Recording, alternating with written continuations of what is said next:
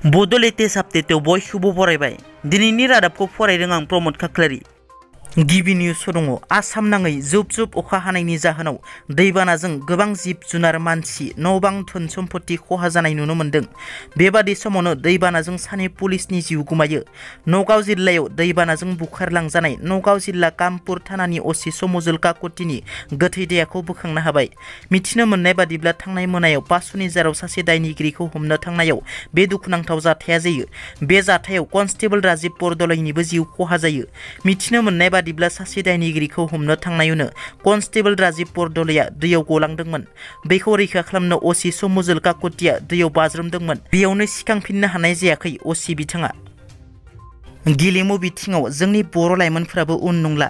सासेनि उनाव सासे गुबुन गुबुन गेलेनायाव सायख'जादों आरो गोबाङानो मेडेल मोननानै हारिखौ हादरखौ गोग्गाहोखांबाय। मरिगाव जिल्ला गेरुवा ओनसोलनि बानमुरि गामिनि थागिबि पुतुल बर' आरो रेखा बर'नि फिसाजो थरायना रैमालि बर'आ आसाम हानजानि जानानै गेलेनो हिर' junior U17 women's national football championship 2022 आव गेलेनो थाखाय सायख'जादों। रैमालि बर'आल' नङा, गासै साद' बर' फिसाफोरा गेलेनो थाखाय सायख'जादों। मख'नो गोनांदि गाबोननिफ्राय फैगौ 26 जुनसिम U17 नेशनेल हिर' हिन्जावसा जोलुर बादायनायखौ उदालगुरि जिल्ला डिमाकुसि स्टेडियामाव खुंनाय जागोन आरो गाबोन गिबि सानाव आसामनि हानजाया पन्डिचारी हानजानि हेंथायै गेलेगोन। DID लिटिल मास्टाराव जायगा मोननाय बादायगिरि बर'नि फिसा नबजित नार्जारीनि मोनसे गोजोनथाव खौरां। जों बयनिबो अननायाव बर'नि फिसा नबजित नार्जारीया टप 5 फाइनालिस्ट जानो हाबाय। गावनि साबसिन मोसानायजों बयजोंबो अनसायजानाय बर'नि फिसा नबजित नार्जारीया बे गोजोनथाव रादाबखौ फेसबुक पस्टनि गेजेरजों मिथिहोयो। बिथाङा फेसबुक पस्टनि गेजेरजों फोरमायनाय बादिब्ला बिथाङा DID लिटिल मास्टारनि टप 5 फाइनालिस्ट जानो हाबाय। नाथाय दायो लास्ट एबा जोबथा भटिं राउन्ड सोलिगासिनो दङ, जेखौ ग्रेन्ड फिनाले राउन्ड बुङो। लोगोसे जोबथा राउन्डआव बयबो जाहाथे सिगांनिफ्रायबो आरोबाव गोबांसिन भट होनानै देरहासार खालामनो थाखाय खावलायो। रायखांनो गोनांदि जोंनि बर' रायजो राजाफोरा जाहाथे बे गोजोनथाव रादाबखौ खोनानानै गोनो गोथो जायालासे जायफोरा दासिमबो भट होआखै 9152 नाम्बाराव मिसकल हरनानै भट होनो हागोन। नबजित नार्जारीनो फैगौ 23 जुन फुंनि 9 रिंगासिम भट होनो हागोन। मख'नो गोनांदि आसामनि रांखान्थि मन्त्रि अजन्त निय'गआ ससियेल मिडियानि गेजेरजों नबजित नार्जारीनो भट होनो खावलायदों।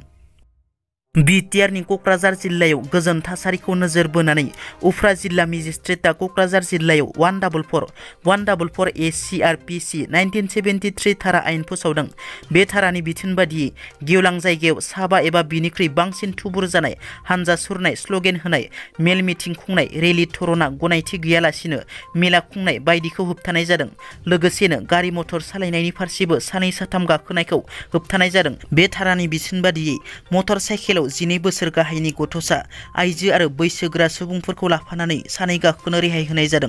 मेजिस्ट्रेट, पुलिस, सान्थ्रि हान्जानि जवानफोरखौ बे आयेननिफ्राय रेहाय होनाय जादों। बे धारानि बिथोना मैया 19 जुननिफ्राय जागायजेनबाय आरो बे बिथोना बोखारजायाजासिम बे आयेना सोलिबाय थागोन। क'क्राझार जिल्लायाव 144 धारा आयेन सोलिबाय थानाय समावनो क'क्राझार जिल्लायाव हिंसायारि जाथाय। क'क्राझार जिल्लानि सालाकाटि आउटपस्टनि सिङाव थानाय दलमारायाव मस्जिद सिफायनाय जाथाय। बे जाथायनि उनाव दुंहाव थासारि सोमजियो। सिनाय मोनै दुथांफोरा थांनाय हरनि समाव दलमारा आन्सलिक जामि मस्जिदखौ बुफाय बुसि खालामलाङो। बे जाथायनि उनाव दिनै ओनसोलनि रायजो राजाफोरा खुद्रिसारनाय दिन्थिफुङो। बे जाथायनि सायाव पुलिसा संदानगासिनो दङ होननानै क'क्राझार जिल्लानि उफ्रा पुलिस बिबानगिरि सुरजित सिं पानेश्वर बिथाङा मिथिहोदों। दिनैनि रादाबा एसेनोसै।